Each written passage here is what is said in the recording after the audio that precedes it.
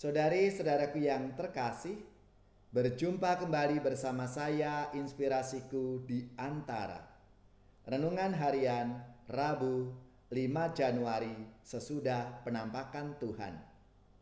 Saudara-saudaraku yang terkasih, tentunya kita semua selalu berharap bersama keluarga dan komunitas kita dalam keadaan baik, tetap sehat dan bersemangat.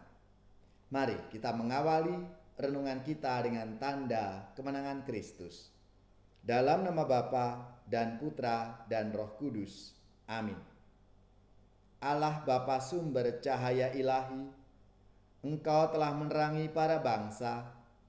Terangilah jalan hidup kami, sebagaimana Engkau telah menerangi jalan hidup umat terpilih.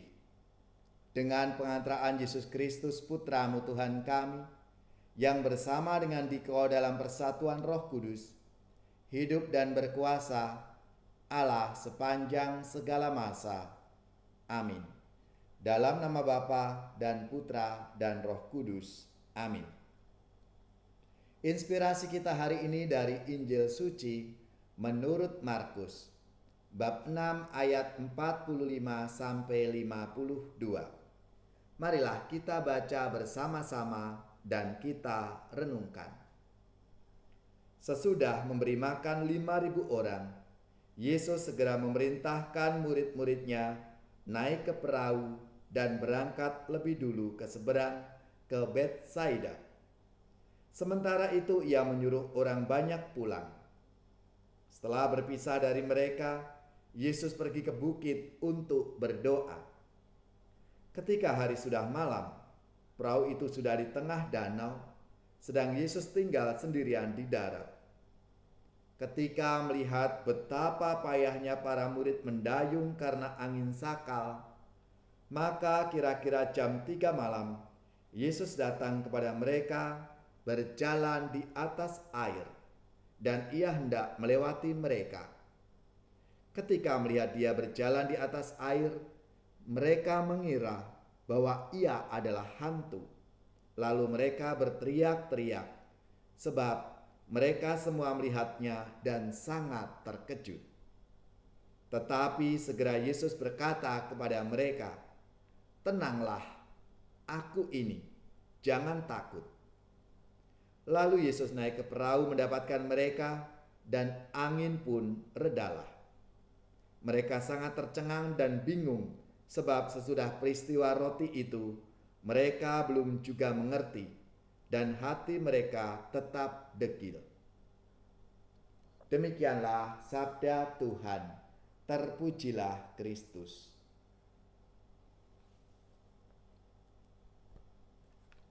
Saudari-saudaraku yang terkasih, seringkali kita itu kerap menganggap diri kita ini sempurna. Kita lupa bahwa tidak ada yang sempurna selain Allah Bapa di surga. Setiap dari kita memang terus harus berusaha menyempurnakan diri dengan aneka macam cara. Dan satu hal yang tidak boleh kita lupakan dalam proses penyempurnaan diri itu adalah membiarkan diri kita ini terus bersama dengan Allah. Supaya dapat terus bersama dengan Allah, maka kita harus berusaha mengenali jejak-jejak kehadiran Allah di dunia ini. Bagaimana kita bisa mengenali jejak-jejak kehadiran Allah? Kehadiran Allah di dunia ini dapat berupa apa saja. Yang paling terasa ketika kita mengalami kedamaian, ketentraman di dalam hati kita. Kita merasakan Allah hadir dalam diri kita, dalam hidup kita. Ketidakmampuan orang mengenali kehadiran Allah yang seringkali membuat seperti para murid yang hari ini dikisahkan, mereka berteriak-teriak ketakutan, bahkan menyangka bahwa mereka itu melihat hantu. Padahal yang mereka lihat itu adalah Tuhan Yesus yang berjalan di atas air. Dan disampaikan di dalam sabda Tuhan hari ini di ayat yang terakhir, yang dijelaskan mengapa mereka itu tidak mengenali kehadiran Allah dalam diri Yesus.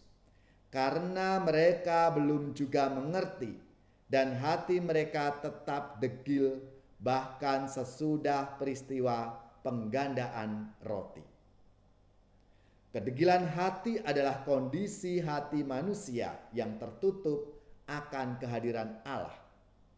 Dalam kondisi itu, manusia, kita semua lalu cenderung menggunakan cara pandang kita sendiri. Dan akibatnya apa? Kita tidak mampu melihat bahwa ada sudut-sudut lain yang sebenarnya merupakan wujud bantuan atau anugerah Allah dalam hidup kita.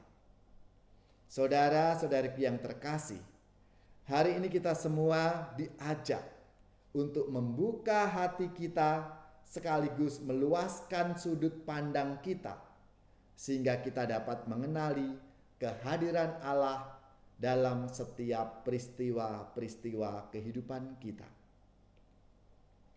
Ku gembira Kau bersabda, mari hadap Tuhanmu, selangkah hatiku bawa ke gerbang Yerusalem.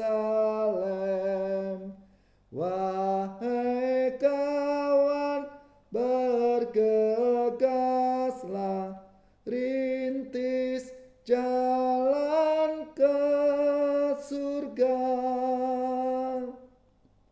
Ku bersyukur dalam hati karena perlindungan-Mu.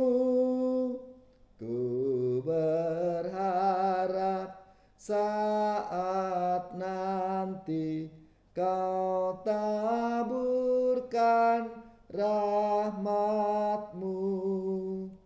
Wahai kawan, bergegaslah, rintis jalan ke surga.